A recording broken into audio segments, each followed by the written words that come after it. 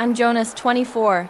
Just days before my birthday, I found my credit card half burned in our backyard grill. $25,000 gone. When I traced the transactions, I uncovered something that shattered my family forever and exposed the truth about my own dad. That's how the nightmare started. And no, this isn't a movie plot or a Netflix drama. This actually happened to me. It was a bright Thursday morning, and I woke up with that buzzing excitement in my chest. You know the feeling when your birthday is just around the corner and everything feels like it's falling into place. I had plans, big ones. A rented venue, custom cake, decorations, music, even catering. I'd been saving for almost a year. Every spare dollar I made from freelancing and side gigs went into a separate account connected to one credit card. A birthday to remember. That was the goal. The shocking discovery still in my pajamas. I grabbed my phone to confirm the final booking for the event space. I logged into my banking app and froze. Balance $37.42. I blinked, refreshed, checked again, still the same. I stared at the screen for a full minute, thinking maybe this was some glitch, maybe the bank app was down. I opened my laptop and signed in again. Nope, still gone. I started hyperventilating. $25,000, completely wiped out. It felt like someone had punched me in the stomach. I felt dizzy, like I was floating out of my body. My brain scrambled for answers. Maybe I spent something and forgot. No way. I'm careful. Borderline obsessive about tracking expenses. I checked the transaction history. That's when the real fear kicked in. No signs of a hack, just familiar places. Every charge looked familiar, not to me, but to my location. Nearby. Stores. Online shopping. A fancy furniture store in the next city. Amazon. Some weird charges at a hotel. A couple of large electronics store purchases. No overseas logins. No hacking alerts. Someone local did this. Someone who knew where I kept the card. I jumped out of bed, tearing through my room. My wallet, empty, no card. Maybe I dropped it. Maybe it fell into the laundry. Then I remembered something odd last night. I smelled smoke in the backyard. I thought maybe the neighbors had lit a barbecue. I ignored it, but now it clicked. I ran outside. The grill of SECRETS there, inside the backyard grill, was a pile of ash. Not food ash, paper, plastic. And right in the middle, a half-melted credit card. Warped. Cracked. One corner burned down to nothing. But I could still see part of the number, the last 4 digits. Mine. I stood there staring at it, stunned. Who would burn my card, and why? Someone had tried to erase the evidence. But they didn't count on me checking my account this early. They thought I'd notice after days, maybe weeks. And now I had proof. The family interrogationists stormed back into the house. My mom was in the kitchen. Mom, have you seen my credit card? She turned around, puzzled. No? Did you lose it? I held up the melted piece. Someone tried to burn it in the grill. Her eyes widened. What? My little sister, only 14, overheard us and came running. I showed her the card. No way, that's crazy. Why was someone... That's when I saw my dad sitting on the couch, silent, watching me carefully. I walked over. Dad, do you know anything about this? He didn't say anything for a long second. Just stared at the TV like he hadn't heard me. I asked again. He turned his head slowly and said, "Some things are better left alone, son." What? That's when I knew, the gut-wrenching realization on my dad and I weren't super close, but I never thought he'd do something like this. He had a job. He paid bills. We weren't rich, but we weren't broke. Why would he steal from me? I raced back to my room and started digging deeper into the transaction list. There was a big purchase from a high-end furniture store. I called them, pretending to be the buyer. Hi, I just wanted to confirm delivery. Was it sent to my home address? The woman on the phone checked the order. Oh no, sir, this one's for a condo in Midtown. We already delivered everything. Last weekend, Midtown? That wasn't our address. I asked who signed for it. Mr. James Walker. My dad's full name? And then it hit me. He had a second place. The double life. I started Googling. And it didn't take long to find records. A condo lease under his name. Another woman's name appeared on a shared utility bill. He wasn't just living a lie. He was building a new life with my money. All that furniture, for his second apartment, the electronics, for his new setup, the hotel stays, probably secret meetings. I felt sick. I didn't want to believe it, but it all lined up. I confronted him that night. My mom standing nearby, confused and scared. Why, Dad? Why would you do this to me? And finally, he snapped. I've spent 25 years in this house, giving everything to everyone but myself. I wanted something for me for once. You're young. You'll bounce back. I can't. He didn't even apologize. Just justified it like I was being selfish. That night, he packed a bag and left. The AFTMAT and my birthday came. No party, no decorations. Just a quiet house, a crying mom, and a sister who wouldn't talk. But over time, we began to heal. I reported the fraud.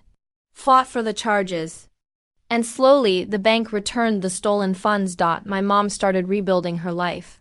My sister and I became closer. We were hurt, but we were stronger now. Sometimes, the ugliest truths reveal the deepest fractures, and sometimes, a half-burned card tells you everything you didn't want to know, but needed to.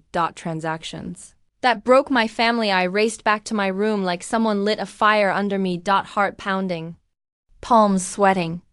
I could barely feel the phone in my hand as I launched my banking app and opened the transaction history. I had to see it for myself. I needed proof. This couldn't be real, right? But there it was. Line after line after line of purchases I didn't make. Not just a few small things either. Big stuff. Expensive stuff. Intentional stuff. I held my breath and began reading. $1,499. Amazon. Electronics $3,800. Furniture World $492. 5-night hotel stay in Midtown $860. Designer clothes $2,200.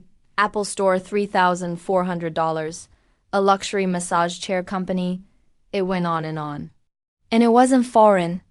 It wasn't a scammer in Russia or someone in Nigeria like you hear about on the news. These purchases were made right here, just a few miles away from where I lived. The hotel? 2 towns over. The furniture store? One my mom always wanted to visit, but we never could afford. The Apple Store?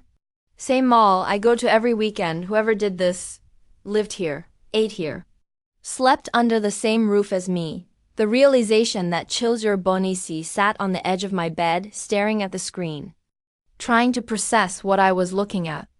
$25,000, just evaporated, not stolen by a stranger, but funneled by someone who knew exactly how to hide it. And then the card, the one I found half burned in the grill. I thought of that again. That wasn't just random destruction. That was deliberate. Someone had tried to destroy the evidence, literally burn away the trail. But they didn't know that digital footprints don't burn. The trail was still there. And now I was following it. I took a deep breath, gathered my thoughts, and walked out into the kitchen. My mom was standing at the sink, humming softly, washing dishes. Like nothing had happened. Hey, Mom, have you used my credit card recently? I asked, trying to keep my voice steady. She looked up, blinking in surprise. Your credit card? No, why would I? What's going on? I held up my phone, showing her the transactions. Her face contorted with confusion. $25,000? What the hell? No, sweetheart, I don't know anything about this. Are you okay? Did you get hacked? Her concern looked genuine. I didn't sense even the slightest twitch of guilt. I believed her. Someone tried to burn it in the backyard grill, I said slowly. I found it this morning. She covered her mouth with her hand. Are you serious? Who would do that? I shrugged. That's what I'm trying to figure out. The sister Questio and my little sister Mia wandered into the room in her unicorn pajamas, clutching her tablet. She was only 14. The most she knew about credit cards was that they bought her apps and bucks. But I had to be sure. Hey Mia, you didn't take my card by accident, did you? Or see anyone with it? She wrinkled her nose. What would I do with your card? I don't even know your PIN. I smiled slightly. Okay, just checking. She walked off, muttering, weird. under her breath, and then all that was left was one person. The confrontation with Dottie turned the corner and found my dad in the living room. He was seated on the couch, one hand on the remote, eyes glued to the muted TV, some documentary or war movie playing. But his mind seemed elsewhere. He looked too calm, too calculated. I stepped in slowly, feeling the room tighten with every footstep. "Dad," I said evenly, "can I talk to you for a second?" He didn't move his eyes from the screen. "Sure, what's up?" "I'm missing $25,000. Now he turned just slightly, but still didn't meet my eyes. "What do you mean?" "My credit card. Someone used it, spent all the money, then burned it in the grill." A long pause. Silence. He set the remote down gently on the coffee table, like he didn't want to make a sound. "Did Mom use it?" he asked. "No, she was shocked. Mia's too young, that leaves you." Another pause, then he turned fully toward me. His face didn't show guilt. It didn't show fear. It showed calculated coldness. "Some things," he said quietly, "are better left alone, son."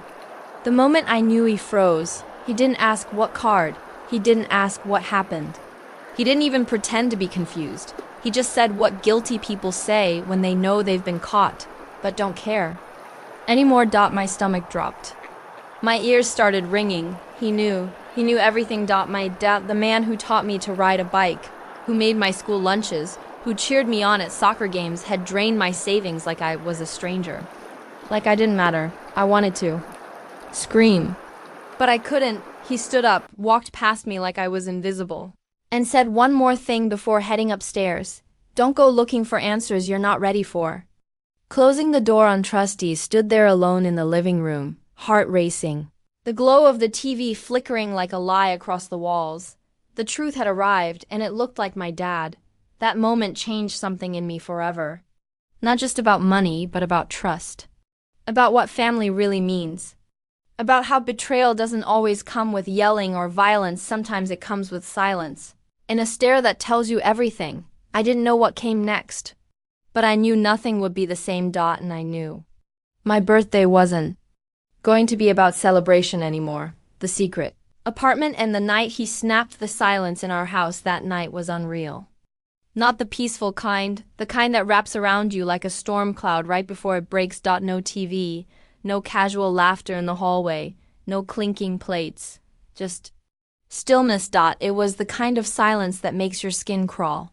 I paced my room for hours, heart racing, mind spiraling. How could my own dad do this to me?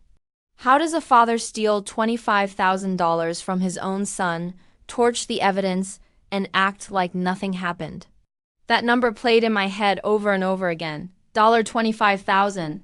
That was my savings, my future, my plans, my trust. Gone. I tried to sleep, but my brain refused to shut down. Every creak in the floorboards made me flinch. I started noticing how hollow the house felt, like something had already left. The phone call that unraveled ITAL the next morning, just after 10 a.m., my phone rang. An unknown number. I almost let it go to voicemail, but something told me to answer. "Hi, is this Mr. Jonas?" The woman on the other end asked politely. "Yes, this is Cynthia from Lux Furniture Emporium. Your home theater system is scheduled for delivery this afternoon. Just confirming that someone will be present at the address." I blinked. I didn't order a home theater system. There was a pause. "Oh, it was ordered under your name last week. Paid in full. Address is..." And then she read it. An apartment address. One I'd never heard of. Not ours, not even nearby, and the kicker? The secondary contact name on the file was a woman I didn't recognize. I asked her to repeat the address. Then I opened Google and typed it in. What I saw made my blood run cold. A double life built on my MONEY. There it was. A sleek, modern apartment. Complex on the outskirts of town, clean, upscale, discreet. Monthly rent. More than I could afford even with 2 jobs. I kept digging. I looked up property and lease records. And there it was in black and white. James Walker, my father's full name, was listed as a resident, not just a guest. A resident. He had signed the lease 3 months ago. My mind started spinning. The furniture, the electronics, the hotel stays. It all made sense now. He hadn't just stolen money, he had used it to build a whole new life. A private one. One he hid from us. One he funded with my savings. He bought the furniture. He decorated it. He created a second version of himself, a man with a secret apartment, a secret woman, and apparently, a secret conscience. The CONFRONTATION that night. I didn't eat. I didn't talk to anyone. I just waited for him to come home. I sat on the couch with the delivery receipt printed from my email in one hand and the bank transactions on my phone in the other. When he finally walked through the door, he looked casual. He dropped his keys in the bowl like he always did, took off his shoes, stretched like it was just another day. I didn't say anything at first. He noticed me sitting there, tense, expressionless. Everything okay? He asked. I stood up, slowly. I got a call from Look's Furniture Emporium today. His body tensed slightly, just for a second. His poker face wasn't as good as he thought. They called to confirm delivery of a home theater system, I continued. To your second apartment, the one I didn't know existed. The one listed under your name with some woman I've never even heard of. He didn't speak. Want to explain that? I said louder now. Or should we go down the list of purchases? Because every single one of them came from my account. His eyes narrowed. His jaw clenched. He walked over to the counter and gripped the edge with both hands like he needed to hold himself upright the moment he snapped, and then, just like that, he snapped. He turned around fast. Eyes blazing. You think this life is easy for me?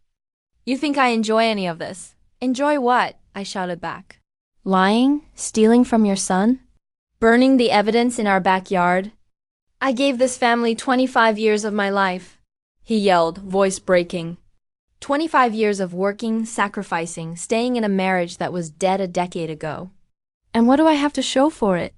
He was shaking now. An ungrateful wife. A family that ignores me. A house that feels like a tomb. His words hit like bricks. I stood there, stunned. Part of me couldn't believe what I was hearing. You could have left, I said, voice low. You could have divorced, Mom. You could have started over clean. But no, I continued, stepping toward him.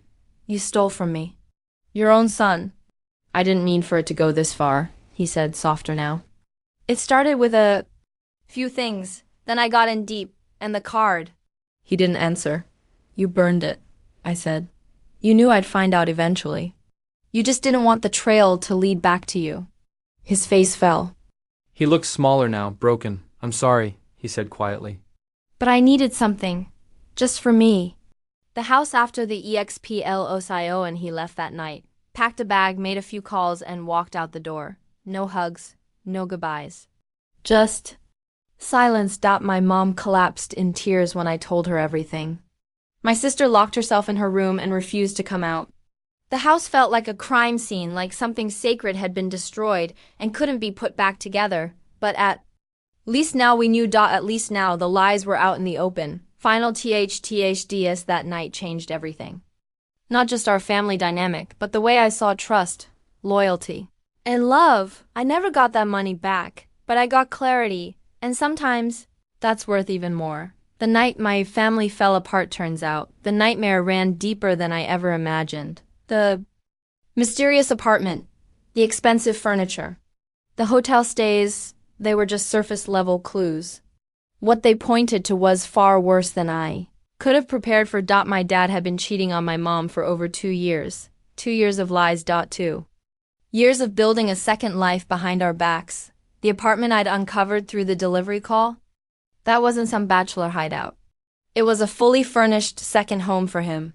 And his other woman, she was younger, flashy, the kind of woman who posted designer bags on Instagram and bragged about treating herself with someone else's money. A total contrast to my mom, who clipped coupons and reused grocery bags just to make ends meet. She wasn't just a fling. She was a lifestyle, and my dad? He fell right into it. The man we didn't KNOW, the man who used to sit at the dinner table telling us to be grateful for what we have, had secretly spent thousands on designer watches, new electronics, and spa weekends with someone who didn't even know his favorite meal. He had grown bitter, I guess. Maybe he felt stuck. Maybe midlife hit him like a train. A quiet suburban life, a steady wife, 2 kids, 1 mortgage, suddenly it wasn't enough. He wanted flash. He wanted out, and instead of asking for a divorce like a decent human being, he chose the coward's route, stealing from the one person who trusted him without question. Me. The final betrayal. My birthday savings, he could have siphoned money quietly and left us in the dark. And for a while that's what he did. But the temptation grew. My birthday fund? That was just too easy. An account I never guarded too heavily. Because I never thought I'd need to, because who steals from their own kid? He burned the card. Thought that would erase the trail, but he underestimated 2 things. Digital footprints don't disappear. I wasn't stupid. I discovered the truth faster than he ever expected. Breaking the news to my mom, telling my mom, was the hardest part. She was sitting in the living room, sipping tea, probably thinking about what cake I'd want for my birthday, completely unaware that the man she'd spent 27 years building a life with was secretly living a double one. I sat beside her and told her everything. The furniture store call, the apartment, the other woman, the stolen money. At first, she didn't react. She just stared at me, blinking like her mind couldn't register the words. Then she whispered, No, not James. He wouldn't do that to us. But when I showed her the evidence, bank records, the lease, the delivery confirmation, she broke. Her hands shook. The mug slipped from her grip and shattered on the floor. Then came the tears, not loud, not wailing, just soft, heart-wrenching sobs of a woman who had just watched her entire life fall apart in real time. 20-7 years, gone in an evening. My sister's world, SHETTRED. My little sister Mia overheard everything. She was only 14, still believed in family dinners and bedtime stories and daddy's little girl. She locked herself in her room, didn't come out, didn't eat. Just lay there crying. I knocked on her door, begged her to let me in, but she didn't want to hear it. To her, if it wasn't said out loud, it wasn't real. But it was too real. And it was wrecking us from the inside out. The UNR EVLINJR home used to be filled with life Sunday breakfasts, random dance parties in the kitchen, movie nights with popcorn and bad jokes. But after that day, it felt like a hollow shell, like someone had taken our family and punched a hole right through the center of it. And my dad? He didn't apologize, didn't explain, didn't try to justify or even pretend to feel bad. That night, he came home, saw the shattered mug on the floor, the tears on my mom's cheeks, and the look in my eyes, and said nothing, just walked to his room, packed a bag and left, keys in hand. Door closing behind him. No hug. No goodbye. No apology. Just silence. $25,000 of damage. And MORE people always talk about money and numbers. $25,000 lost. 1 credit card burned. 2 years of infidelity. But no one talks about what that money represents. That money was supposed to pay for my birthday. For my plans. It was supposed to be the start of something beautiful. Instead, it funded the destruction of everything I believed in. That $25,000 became the cost of a shattered marriage, a broken teenager's trust, a lost sense of safety, and the image of a father we'll never get back, because what he left behind wasn't just an empty bank account. He left behind emotional wreckage, and 3 people who had to learn how to rebuild from the ashes of someone else's choices. Closing THOUGHTS. The days that followed, the house stayed quiet. We didn't know how to talk about it. My mom tried to hold it together for us, but I could see it in her eyes. She was surviving, not living. Mia finally came out of her room, but she wouldn't say Dad anymore. She called him James now. As for me, I was angry, hurt, but I was also awake to the fact that people aren't always who you think they are. That love doesn't guarantee loyalty. That sometimes the deepest betrayal wears a familiar face, the aftermath. The awakening. My birthday came and went like a ghost. No party, no decorations, no cake. Just silence, and a heavy cloud that hung over our home like smoke that wouldn't clear. I didn't get texts from old friends or happy surprise videos from cousins. Everyone seemed to sense that this year something was different. And honestly, I didn't want any of it anyway. What was there to celebrate when your world had been flipped upside down? My dad was gone. My family was in pieces, and the person who had stolen from me, emotionally and financially, was the man who was supposed to be protecting me. But what surprised me most wasn't the pain. It was what came after it, the beginning of something strong. Once the dust started to settle and the shock gave way to raw clarity, we began to change. We didn't forget what happened. We didn't pretend it didn't hurt. But we began to heal. My mom, the same woman who once questioned if she'd ever be strong enough to start over at her age, filed for divorce within the month. She wiped her tears, called a lawyer, and took the first step toward reclaiming her life. She updated her resume, applied for jobs she thought she was too old for, and within 2 months, landed a managerial position at a company that respected her. She started dressing brighter, speaking with more confidence. I think she realized something powerful. She had been surviving in a quiet prison for years and didn't even know it until the bars were kicked down. My little sister's voice, RETURNS, my sister, Mia, was hit hard. At just 14, she had seen her world split in two. Her image of dad shattered, and for weeks she barely spoke a word. But therapy helped. Bit by bit, she started expressing herself again. She stopped asking, "Why did he leave?" and started asking, "How do I move forward?" One day she came into my room, sat beside me, and said, "I don't hate him, but I won't let what he did define me." I'll never forget that. She went from broken to brave in just a few months. And I realized she wasn't just healing. She was growing. My own COMEBACK is for me. I didn't want revenge. I didn't want to chase him down or scream at him. What I wanted was my future back. So I focused on what I could control. I gathered every piece of documentation, screenshots, statements, confirmations, and submitted a fraud case with the bank. At first, they pushed back. It was a family card, they said. You authorized some of these. But I didn't give up. I explained everything. I provided proof.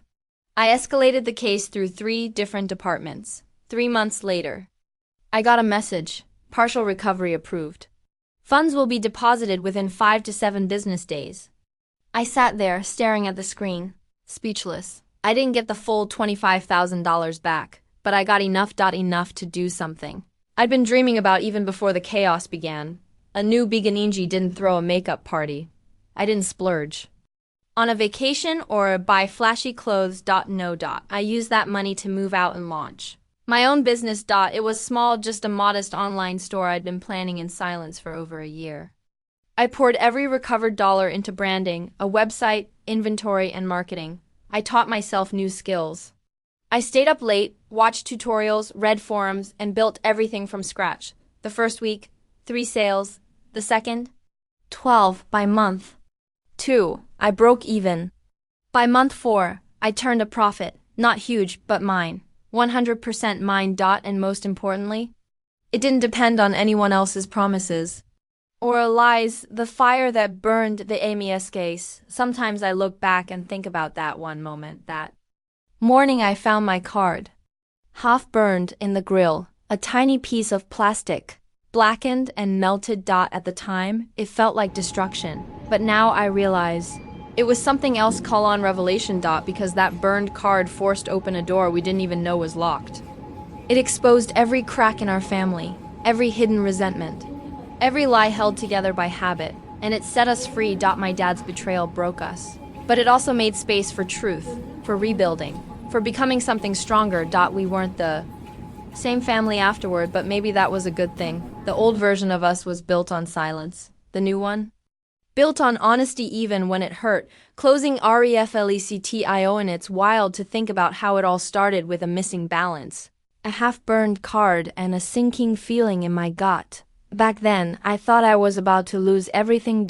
In a way, I did. But I also gained something much more valuable. Clarity, freedom, and a future that I designed on my own terms. So, if you're going through something like this, betrayal, loss, pain, just remember, sometimes the fire that breaks you is the same one that burns the mask off. And in that moment, you'll see the truth for what it really is. Hard, ugly, but freeing. If this story moved you, helped you, or made you see something in a new way, like, share, and subscribe for more.